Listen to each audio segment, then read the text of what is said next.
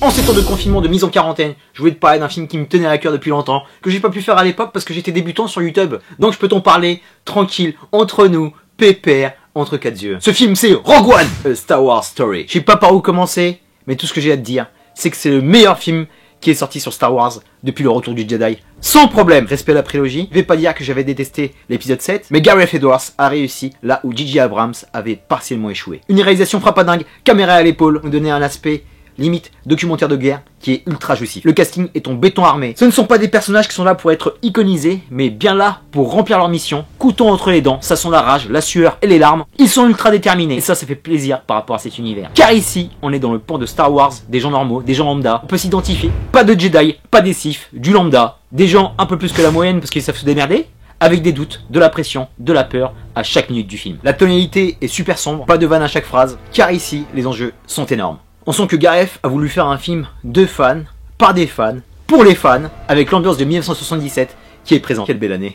On le voit dans les costumes, dans les coupes de cheveux, dans les moustaches des rebelles. Les décors sont fabuleux, on n'arrête pas de voyager d'un bout à l'autre de cette lointaine galaxie, avec des planètes que je ne connaissais même pas. Décidément, avec la map de Star Wars, je suis vraiment paumé. L'énorme bestiaire de Star Wars est aussi présent, avec des créatures qu'on connaît, d'autres qu'on ne connaît pas. Et un vrai fan service qui est là, utile, qui n'est pas là pour nous taper sur l'épaule et pour dire hey, t'as vu, je t'ai mis ça. Il sert l'histoire pour parfaire la continuité de la saga.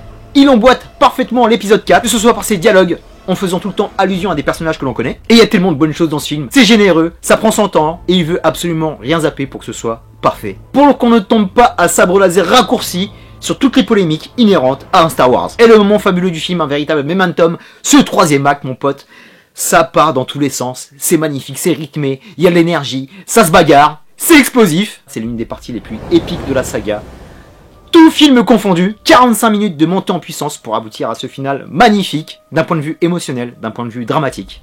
C'était un véritable tour de force. Bien joué Gareth. Le point Vador, très important, toujours délicat et limite un peu facile de ramener un tel personnage sur un tel film, mais ça a été fait de manière maligne, parce que pour le peu de la promo que j'ai vu, il a jamais été teasé. Donc, surprise dans la salle, et il n'est pas là par exemple, juste pour dire que je suis là, comme le Joker dans Suicide Squad, de triste mémoire. Mais quand il débarque mon pote, il est là pour fermer des gueules, parce que cette scène transpire la classe par tous les pores de la peau. Tout ça, ça rend honneur à toute la saga Star Wars. C'est ce qu'on veut voir. Il m'a même fait oublier la fin un peu délicate de l'épisode 3 avec ce NON.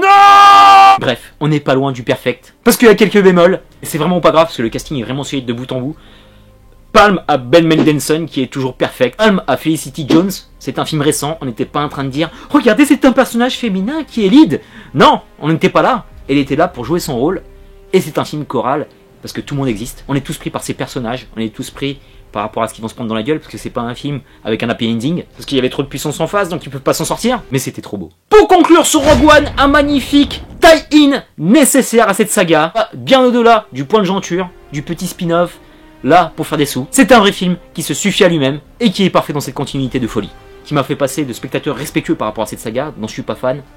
À la limite, juste fan de ce film. Ça veut un peu rien dire ce que j'ai dit, mais je l'ai dit quand même. On en prend plein la gueule, il y a du rythme, il y a du souffle, il y a des morceaux de bravoure qui sont fabuleux. Les persos sont super attachants, comme je te l'ai dit. C'est petit Diego Luna avec qui j'ai du mal, mais sinon, c'était du top. Avec de la vraie trogne, tu te rappelleras toute ta vie. Gareth Edwards, dont j'avais kiffé Monster, fait ici une œuvre magistrale, un film XXL, qui parlera aussi bien aux fans de la Force qu'aux néophytes. Il a réussi à se sublimer, faire du dépassement de fonction, alors que d'habitude avec Disney on marche sur des œufs.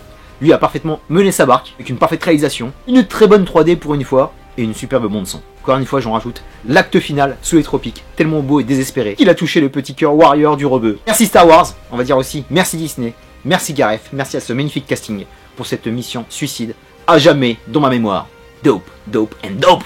Terminus pour Rogue One, je te dis à très bientôt pour de prochaines vidéos, d'ici là porte-toi bien. Merci pour tes likes, tes partages, tes commentaires. Et attention, encore une fois, pas de rebeu. Rebeu est éliminé de l'histoire, il est éliminé de la force. Est-ce que tu as vu Rogue One? Est-ce que tu as apprécié ce film? Je veux tout savoir. D'ici là, je t'envoie un magnifique peace and love.